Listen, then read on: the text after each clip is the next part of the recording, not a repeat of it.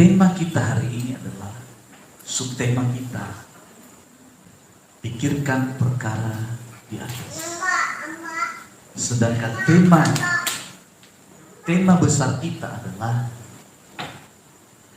marilah kita pergi ke Bethlehem. Dan di Natal kita, kemudian juga minggu kemarin saya berbicara tentang tema ini, dan subtema kita hari ini, pikirkan perkara di atas. Yakni dalam Kolose pasal yang ketiga ayat yang kedua. Kita baca sama-sama ya. 2, 3, ya. Pikirkanlah perkara yang di atas, bukan yang di bumi.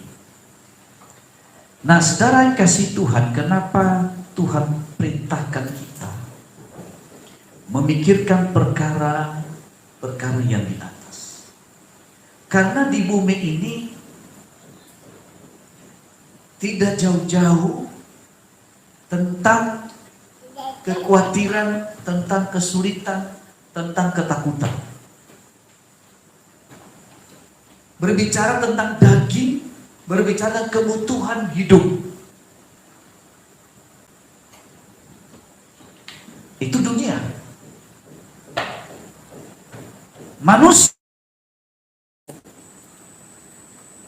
pada prinsipnya baik, tapi akibat dosa berubah orientasi hidup. Saya kasih contoh begini. Saya ini kan sudah banyak pengalaman, baik dalam penelitian maupun juga dalam pergaulan. Saya ini bertemu seseorang. Ketika bertemu itu orang yang susah, hidupnya susah. Dan yang kedua begitu rendah hati. Dan yang ketiga begitu sopan, luar biasa. Kan kita senang ya ketemu orang seperti ini. Betul gak? Saudara, kemudian orang yang begitu tekun beribadah bersama-sama, ya saya doakan, saya bimbing. Saudara, berjalannya waktu, makin hari makin diberkati, makin sukses. Bukan sukses lagi, kaya. Nah, di sini dia, di sini letaknya. Pada waktu itu, saudara, ketika sudah berhasil begitu luar biasa, iman kepada saya itu sopan, bicara ke saya sopan.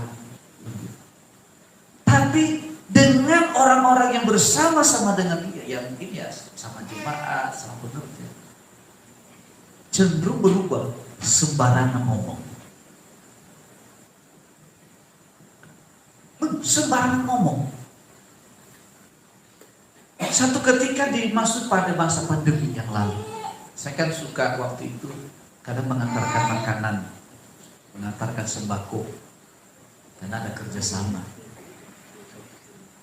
Nah, pada waktu itu saya bukan saya bicara, mulai sih mungkin. Bagaimana ini? Banyak anak muda di tempat kita. Dulu kan banyak mahasiswa ya. Mereka sulit, kita harus perhatikan. Nah, jawabannya sederhana, kan dia punya orang tua, Bu. Kita juga tahu dia punya orang tua. Tapi kan orang tua di kampung. Di kampung juga, mereka juga pergumulan. Saudara, ini dunia. Secara manusia bisa saya kecewa, betul tidak? Kecewanya saya adalah begitu sia-sia yang selama ini dipelajari, yang selama ini dia mengalami perjalanan bersama Tuhan, mukjizat Tuhan pulihkan kehidupan, tiba-tiba berubah. Nah,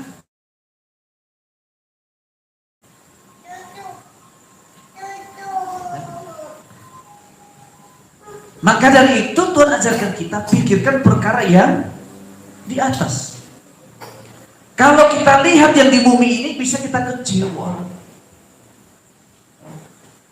Itu prinsip. Kadang kita bersahabat kita bisa mengecewakan. Bisa terjadi kesalahpahaman dalam hal tertentu. Nah, saya berharap Anda tidak masuk kategori di sini. Yang tadinya baik, tiba-tiba berubah tidak baik gara-gara berkat. Kekayaan itu gak salah. Malah saya berdoa semua diberkati, kaya. Tetapi saudara, jangan gara-gara keberhasilan kita berubah orientasi dan berubah sikap. Tapi tetap Anda mau jadi orang yang rendah hati.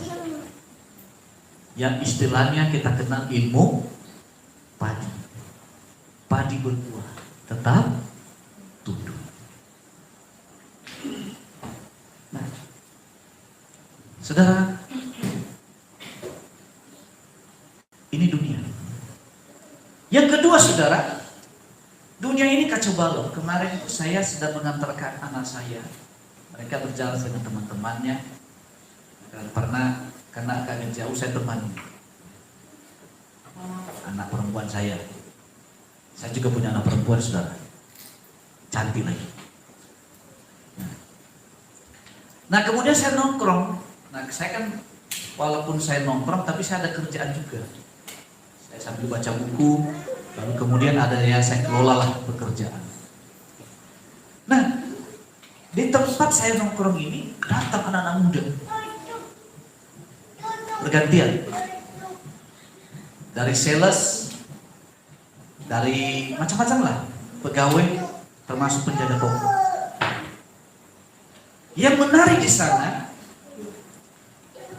kan kedengaran ya, saya di situ berbicara tentang bagaimana mereka berpacaran. Seorang dimulai dari seorang anak gadis yang tanya sama teman-temannya, kamu sudah punya pacar belum? Sudah, tapi berantem terus. Kok berantem terus? Ya kan tiap hari. Kami sudah hidup satu kos. Nah, kedengaran saya dengar. Akhirnya saya tidak jadi baca buku, saya pura-pura lihat handphone karena tak menarik saya. Nah, begitu ceritanya cowok, ceweknya juga cerita. Saya ini kebosanan saya sama cowok. Paling lama 3 bulan saya ganti. Ini yang baru tadi telepon, ini baru berapa bulan. Menarik, mulai menarik ini. Ganti lagi, muncul anak SMA.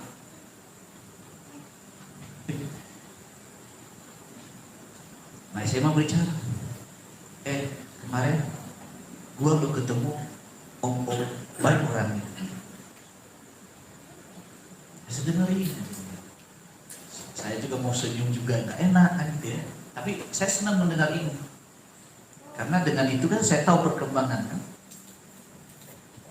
Banyak cerita.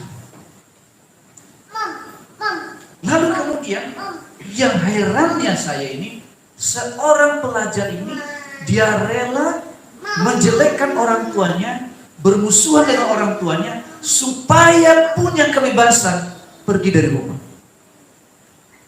Dengan catatan ketemu dengan om A dan om B. Nah, dia buatlah situasi bagaimana mamanya ini keluarganya melihatnya sebelah mata dari cerita anak gadisnya. Saudara, karena dia merasa kalau dia dekat dengan orang tua, ada yang menasihati, lalu mendapatkan uang, ya agak sulit bagi dia. Sedangkan hal ini ketika dia bebas mendapatkan uang begitu gampang, dia bisa bersenang-senang dan kanan kiri. Nah, inilah keadaan dunia, saudara, rusak. Jangan dikira mereka itu agama lain, Kristen. Punya marga lagi. Artinya ini di gereja anak-anak Tuhan banyak yang merosot keimanan. Nah, maka pesan firman Tuhan bagi kita hari ini, pikirkan perkara yang di atas. Artinya setiap kita anak Tuhan, kita nggak pernah tahu anak-anak kita dia pergaulannya apa. Sekarang kan handphone, teknologi yang luar biasa. Tapi selama orang tua hatinya mendekat kepada Tuhan, mungkin anak kita mungkin mulai salah jalan, Tuhan pasti luruskan. Itu kalau orang tua yang senang berdoa. Katakan senang berdoa. Kasih tahu kanan kiri yang orang tua, kamu senang doa?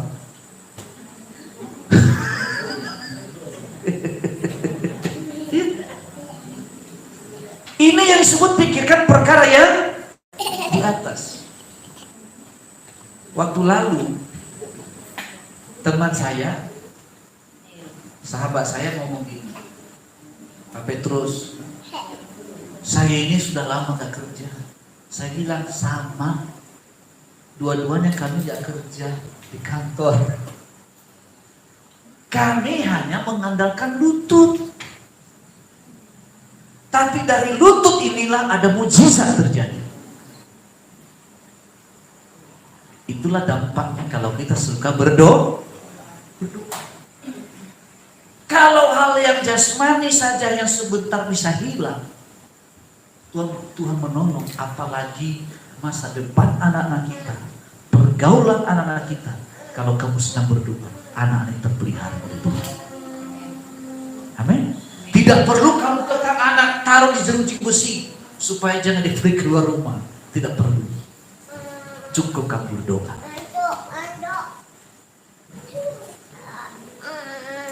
Itu perkara di atas. Pertanyaannya apa sih yang disebut perkara di atas? Apa yang dimaksud perkara di atas? Lanjut. Sama-sama kita baca. 2, 3, ya. Jadi akhirnya saudara-saudara, semua yang benar, semua yang mulia, semua yang adil, semua yang suci, semua yang manis, semua yang sedap didengar, semua yang disebut kebajikan dan patut dipuji, pikirkanlah semuanya. Ini yang disebut pikirkan perkara yang di atas, gagasan yang besar. Jangan pikirkan yang jelek-jelek. Jangan pikirkan kegagalan. Pikirkanlah perkara yang besar. Dan apa yang Anda pikirkan dan doakan, saya yakin dari satu langkah ke langkah yang lain itu menjadi sebuah kenyataan.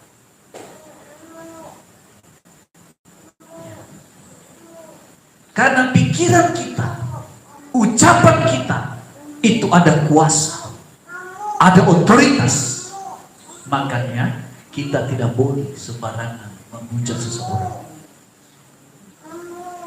Jangan pernah kamu mengatakan sama orang, hei babi. Jangan salah nanti kalau kelakuan jadi babi, awas kamu temannya babi. Jadi babi panggang. Ya, hati-hati. Hei monyet, nanti kalau kelakuan kayak monyet, celakalah kamu. Apalagi kalau ngomong sama suaminya monyet, ngomong sama istrinya monyet, berarti kamu tiru dengan monyet. Kamu bapaknya monyet. Keluarga.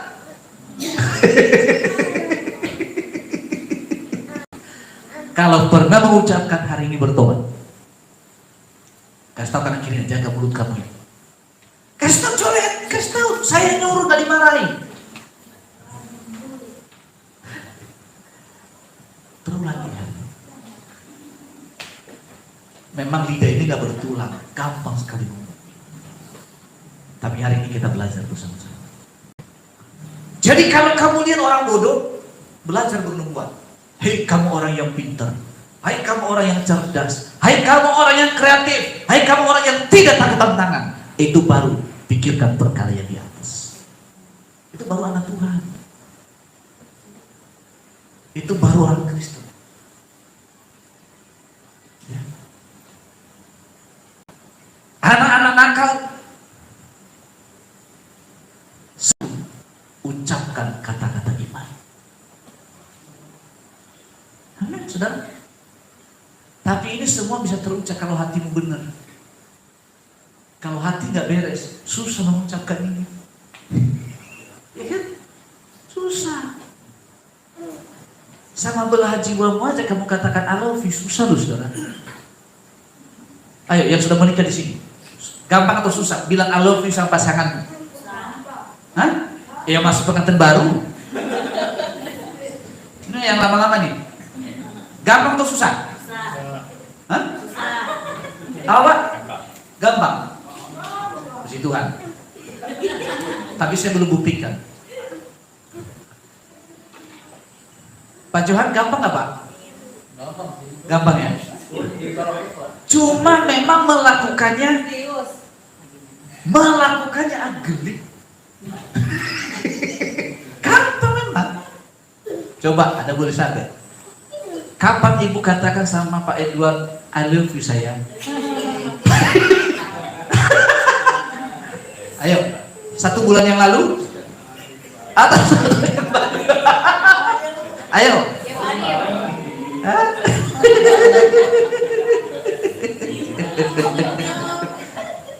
Kalau gampang mengucapkan itu, saya percaya Anda bisa mengatakan tiap hari kepada pasangan. Tapi karena tidak mudah mengucapkannya, makanya Anda kapan ya saya ucapkan I love you?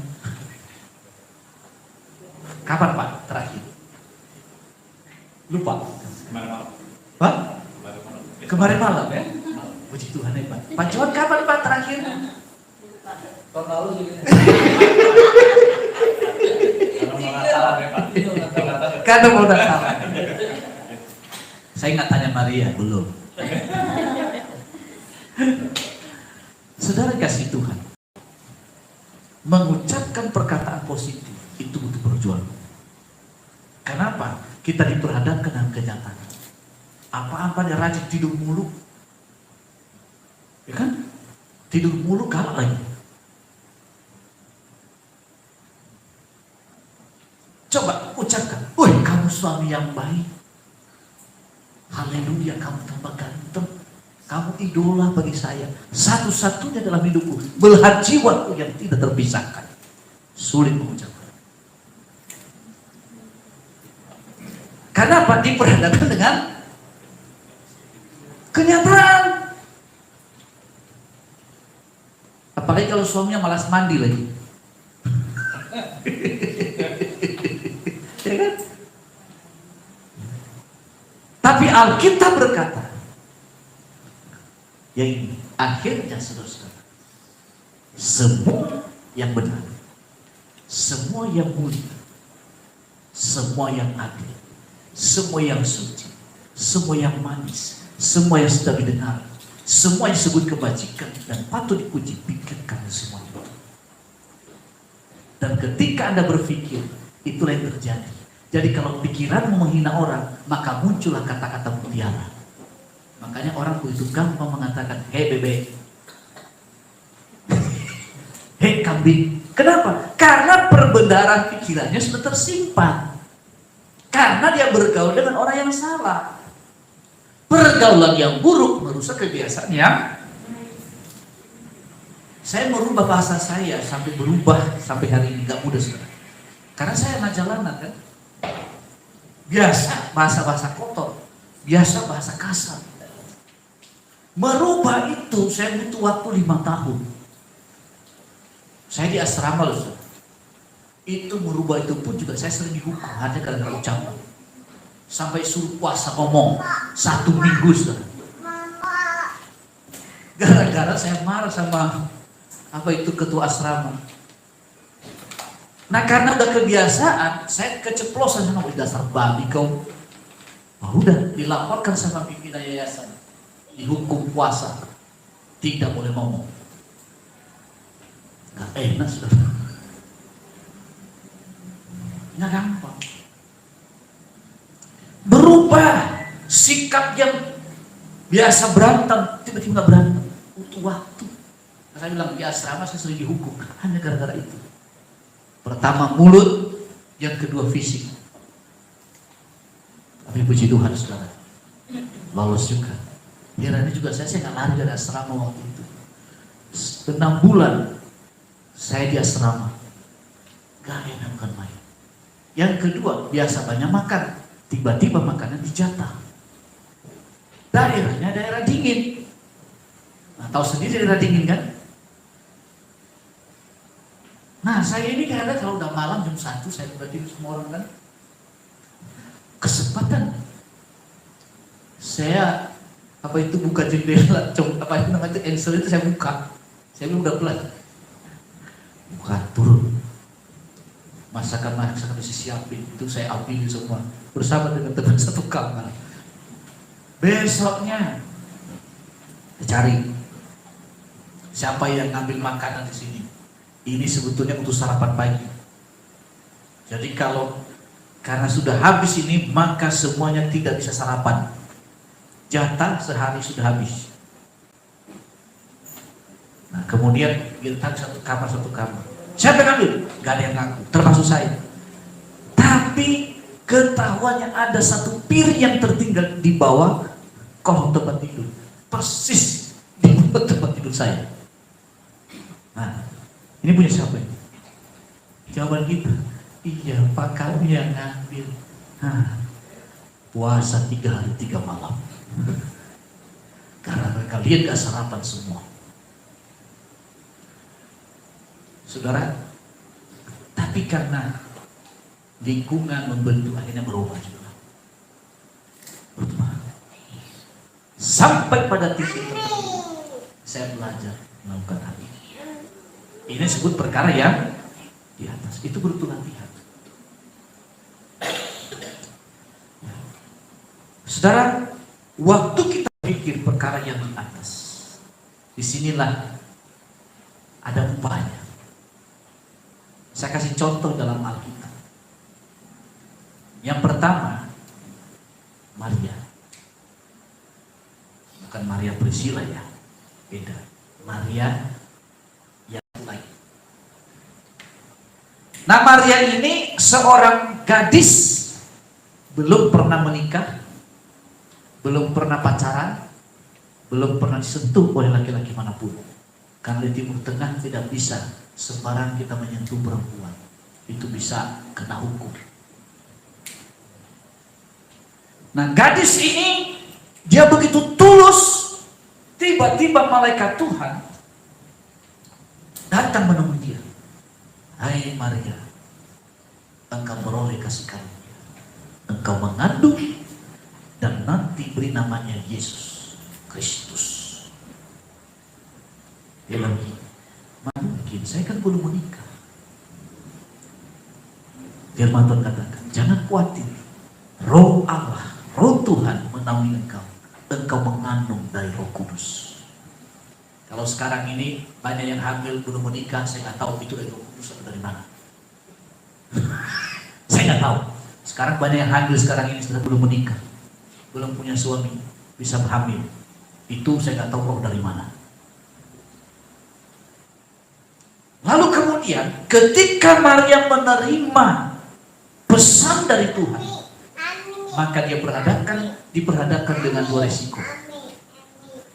Yang pertama dibuang dari keluarga, yang kedua harus dilempari dengan batu. Karena menurut hukum Taurat, setiap perempuan yang hamil tanpa suami, artinya dia berzina, maka dia ini harus dilenyapkan. Karena nanti gara-gara dia, seluruh umat bisa berdosa. Pernah, kalau nanti coba lihat di YouTube, ada filmnya tentang Maria ketika dia hamil. Orang tuanya ngomong, Maria kenapa kamu hamil? Kamu berzina? Tidak. Karena orang ngerti, Tuhan yang ngomong kan, karena dia bukan nabi. Kamu berselingkuh dengan siapa? Belum, tidak. Kok bisa kamu hamil? Iya, kehamilan ini dikasih dari Tuhan. Orang tuanya tak percaya. Begitu susah menerima kenyataan. Lalu saudara, Yusuf juga, dia terancam kehilangan calon suami. Nah, apa yang terjadi? Proses yang diterima oleh Maria memang tidak mudah. Tetapi di dia percaya bahwa apa yang Tuhan firmankan, ya dan amin. Nah, tiba-tiba juga Yusuf mendengar itu. Kok tunangan saya udah hamil? Kalau zaman sekarang, saudara, ini menurut penelitian ini, pernah diadakan survei pada beberapa, kalau nggak salah ada 50 laki-laki yang belum menikah, mungkin seusia si Odil. Survei ini, yuk begini, bagaimana menurut Anda jika calon istrimu masih perawan?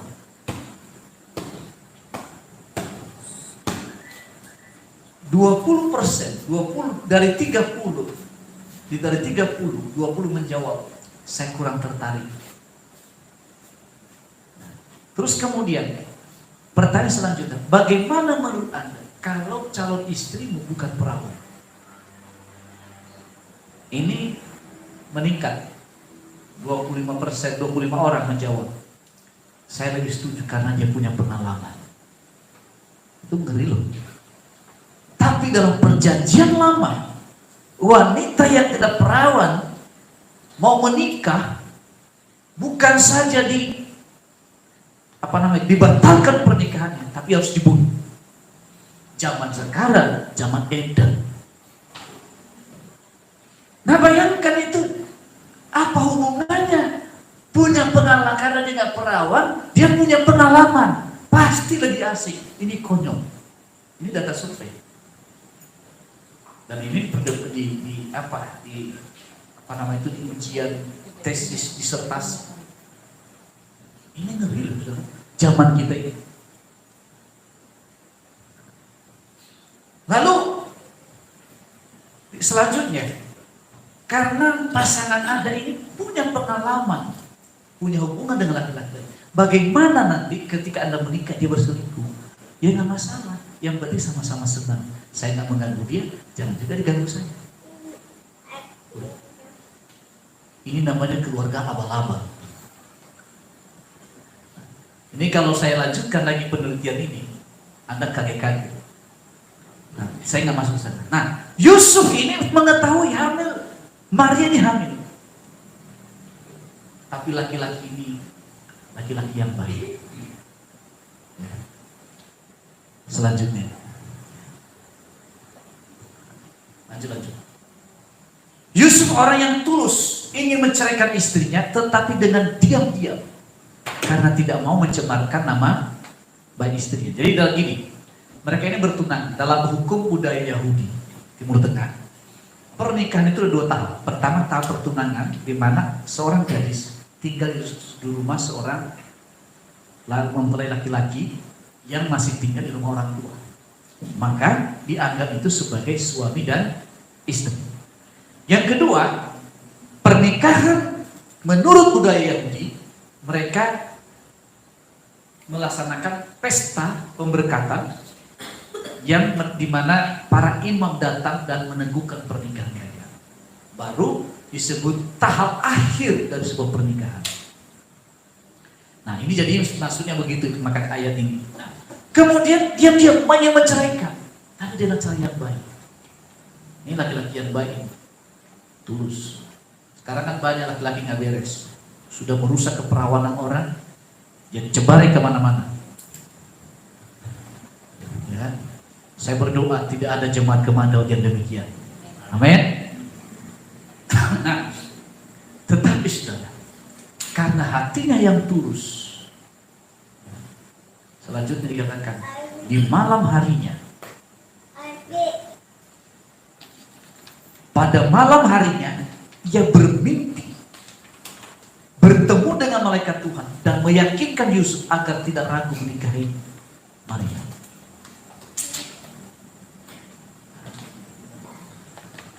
Saudara, kadang-kadang memang dalam hidup ini kita nggak pernah tahu jalannya mana yang harus kita jalan. Kita nggak tahu. Kita butuh yang namanya tuntunan Tuhan. Kita butuh bimbingan Tuhan. Nah, bimbingan Tuhan itu berbagai macam cara. Bisa melalui audible, kita dengar dan dengar. Bisa melalui insting kita. bisa melalui mimpi kita, bisa juga nasihat orang-orang yang kita anggap sebagai orang rohaniawan yang beri kita arahan.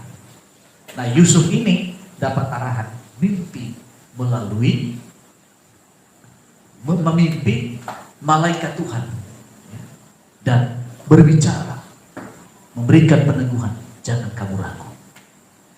Ya. Jadi ada kalanya kita ini salah menjalani hidup, salah menentukan.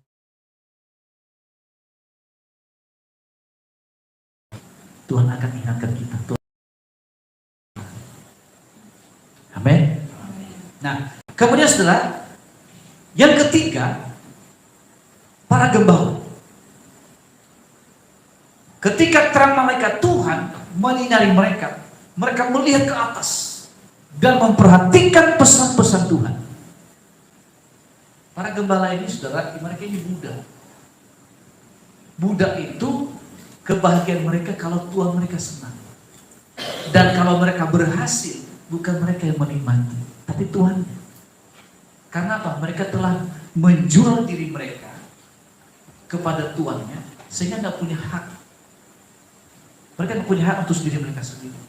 Makanya kalau Anda melihat, mendengar berita-berita banyak kejadian di Timur Tengah, seorang TKW kita, TKI kita yang bekerja di rumah Tuhan, dia bunuh tuannya karena dia menurut hukum kita kan, kalau kita bekerja di rumah orang, artinya hanya profesional, hanya kerja itu kan, tidak ikut tempat tidur. Tapi dalam pandangan Timur Tengah, kamu sudah saya beli sekian tahun, 3 tahun kontrak, artinya kamu punya kewajiban dengan saya, termasuk melayani tempat tidur saya. Orang Indonesia kan terima, dia bunuh tuannya, dihukum mati. Artinya ketika ada kontrak kerja, misalnya owner kerja di salah satu negara Timur Tengah, owner tidak bisa menentukan saya mau ke kanan atau ke kiri, tidak. Apa kata Tuhan? Nah, para gembala itu seperti itu. Mereka tidak punya hak bicara, mereka tidak punya hak memilih, bahkan melihat wajah Tuhan mereka pun tidak bisa, hanya melihat tangan. Dan ketika tuannya, nyonyanya berbicara, mereka perhatikan dengan mainkan jari. Seperti orang bisu itu kan, tahu kan orang bisu memainkan jarinya kalau berbicara. Nah, kayak gitulah. Berhadapi tuannya harus berlutut. Ketika dia mau kembali juga harus mundur. Kalau tidak kena cambuk. Dan tidak ada hukum yang bisa membela budak. Tidak bisa itu. Karena memang dia tidak harga. Tetapi para gembala ini diberitakan kabar baik, yaitu hari ini telah lahir bagimu seorang juru selamat yang bernama Yesus di Bethlehem. Para gembala terkagum-kagum. Saya percaya mereka menangis terharu. Orang yang gak berguna, orang yang terbuang, Tuhan masih memperdulikan. Tetapi setelah mereka pergi ke Bethlehem, mereka sujud menyembah kepada Yesus. Dan setelah mereka pulang dari sana, mereka kembali dan bersukacita dan memberitakan bahwa Yesus telah lahir. Kenapa, saudara? Karena nasib mereka berubah. Ingat ya, nasib berubah itu bukan berarti mereka lepas dari budak, tetap menjadi budak. Tetapi mereka punya kepastian tentang masa depan. Bahwa hidup mereka itu mungkin bagi dunia tidak punya harga, tapi di hadapan Allah mereka berharga. Dan yang terakhir, orang Majus. Orang Majus ini termasuk orang timur. Orang timur itu kita ini. Ada yang kulit putih, ada yang kulit hitam, ada yang berwarna coklat, ada yang mata sipit, dan ada yang bermata lain. Nah, waktu mereka pergi ke Bethlehem, butuh waktu 2 tahun. Dan hanya satu tanda yang menuntun mereka, yaitu bintang di langit. selalu mereka perhatikan, memandang ke atas, dan mereka berjalan sesuai dengan tuntunan. Ini menggambarkan bahwa setiap orang yang melihat perkara-perkara di atas, maka kepada orang-orang inilah berikan pesan-pesan khusus. Raja Herodes tidak punya kesempatan untuk itu, tapi orang Majus, para gembala punya kesempatan. Siapa yang lebih berharga sebetulnya? Para gembala. Para gembala ini mewakili orang miskin. Orang Majus mewakili orang yang kaya, orang intelektual. Yusuf dan Maria mewakili orang Israel. Kehadiran Yesus, kelahiran Yesus memberi pesan bahwa Yesus lahir bagi orang kaya. Yesus lahir juga bagi orang miskin. Yesus lahir bagi orang yang cerdas. Yesus juga lahir bagi orang bodoh. Yesus juga lahir bagi orang Yahudi. Dan Yesus juga lahir di luar orang Yahudi. Kenapa harus dari orang Yahudi Yesus lahir? Ya karena memang mereka yang mewarisi itu sebagaimana firman Tuhan kepada Abraham, melalui keturunanlah seluruh dunia, seluruh bangsa mendapatkan berkat. Artinya begini, sebagai orang tua, mungkin kalau Anda punya anak seperti yang ceritakan dari awal tadi, orang tua yang baik 1000 kali anaknya berbuat salah, bukan berarti orang tua itu mengatakan sama anaknya, saya bosan menjadi orang tua bagi, cari aja lah orang tua yang baru. Betul enggak? Orang tua yang baik sebagaimanapun anaknya, bukan berarti dia membatalkan warisan anaknya. Itu orang tua yang baik. Nah, orang Yahudi memang banyak menyimpang dari jalan Tuhan, tetapi perhatian Allah, janji Allah kepada Abraham tidak berubah. Makanya Yesus lahir dari keturunan Daud, dari sisilan Abraham. Nah, Bethlehem itu kota kelahiran Daud. Bet itu artinya rumah, lehem itu artinya roti, rumah roti. Tentu bukan secara harafiah, tapi secara rohani. Kenapa? Yesus itu roti hidup. Yesus itu sumber kehidupan. Itu Bethlehem. Jadi saudara kasih Tuhan, kita ini memperoleh kasih karunia, percaya Yesus, karena orang Israel menolaknya. Alkitab mengatakan Tuhan membuat mereka cemburu. Tapi ingat baik-baik, meskipun kita dikasih oleh Tuhan, bukan berarti kasih sayang Tuhan Yesus itu menjauh dari orang Israel.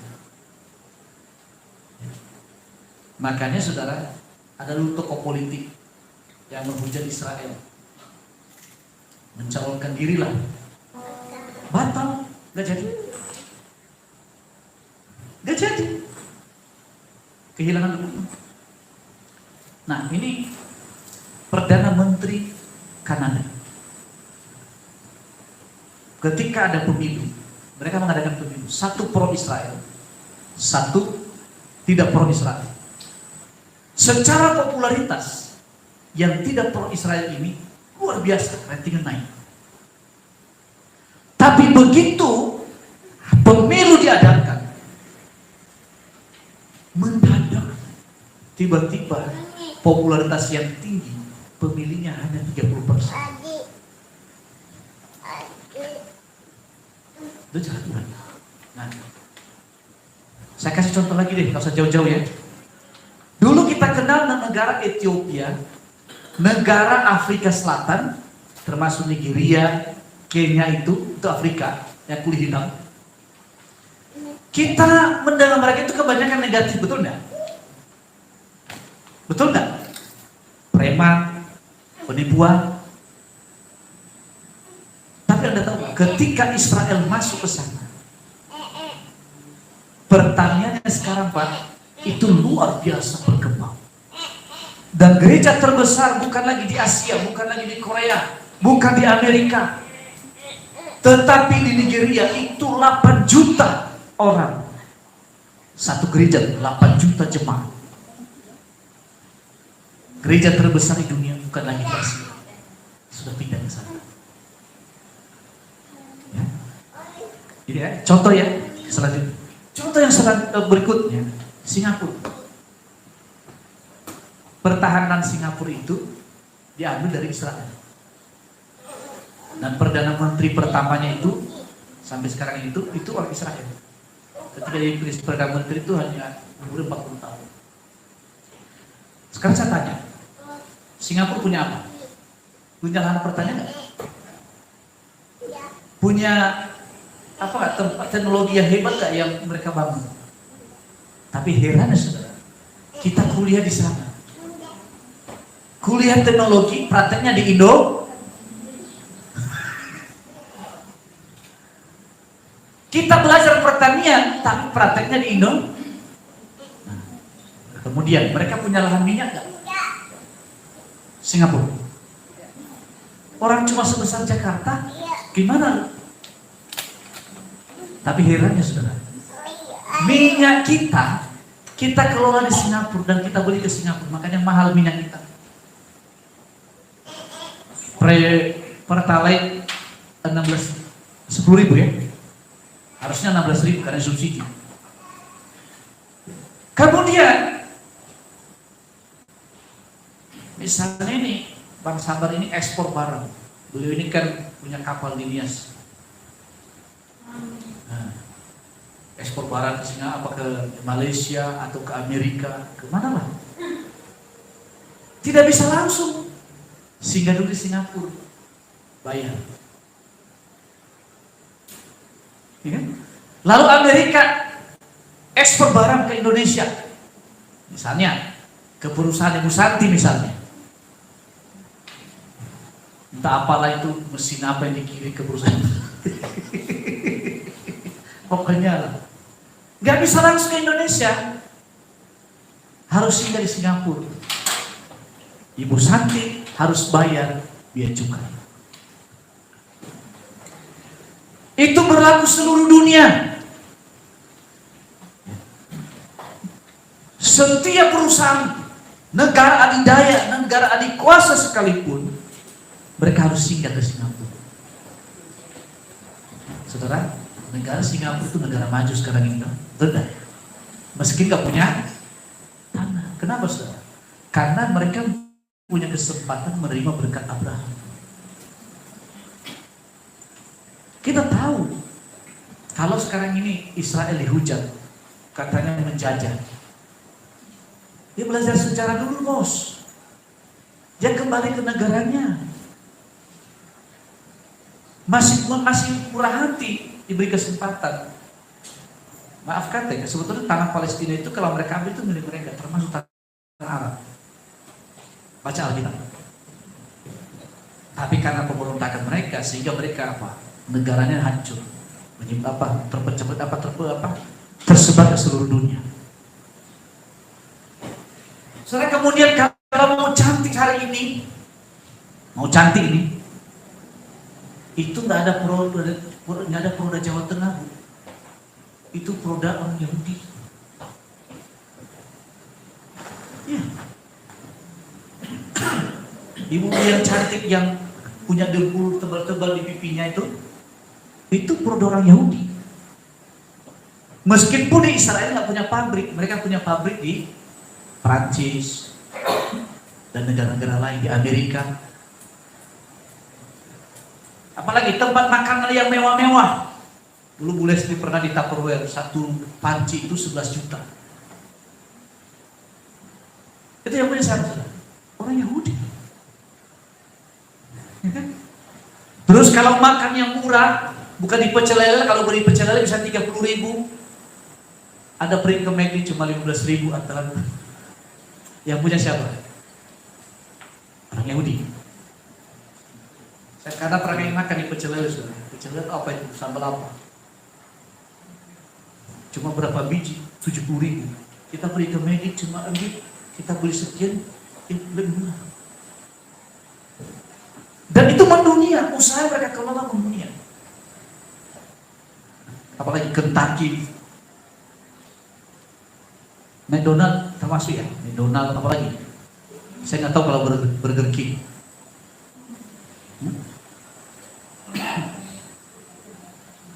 Jadi saudara kasih Tuhan, produk-produk kosmetik mereka yang punya. Kalaupun ada Indonesia pabrik, itu hanya kacung. Mereka yang punya saudara. Jadi kalau ada suruhan boykot, paling lama 1 bulan kembali lagi. Saya udah lihat tuh, ya kan?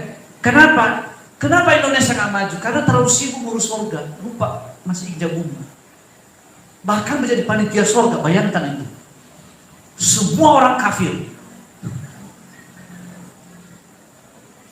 Dia sendiri penghuni surga. Makanya Indonesia nggak maju-maju. Karena apa? Sibuk ngurus surga, lupa masih menginjak bumi. Ya.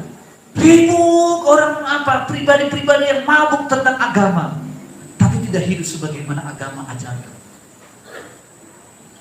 Ini Indonesia, penyakit Indonesia loh. Negara lain udah sampai ke bulan. Indonesia baru jago bikin pecel lele. Ya kan? Masih ribut-ribut mengenai itu. Orang boleh mengatakan bodoh amat, silakan kamu ribut. Mau bilang kafir kek, mau bilang penghuni neraka kek, urusan lain. Yang penting kamu muda di perusahaan saya. Kamu muda di negerimu sendiri. Betul tidak? Buru-buru pabrik. Siapa? Kita mau jujur. Semua itu penghuni surga loh, panitia surga kalau ngomong. Kan seharusnya kalau panitia surga harusnya dong dialah yang memberikan lahan pekerjaan, bukan mengemis cari pekerjaan. Itu kan idealnya kan? Jadi saudara kasih Tuhan, orang Israel meskipun mereka banyak kesalahan, bukan berarti janji Tuhan batal itu mereka, tapi itu. Tapi akan tiba waktunya di mana mereka juga dipulihkan, di mana setiap lutut akan berteduh dan setiap lidah mengaku Yesus Kristus adalah Tuhan. Oleh karena itu, biarlah mata kita tertuju kepada Tuhan, lihat perkara di atas. Amin. Jangan ikutan yang lain-lain. Ya, jangan gampang ngambek. Ada nggak yang udah tua di sini suka ngambek? Hah?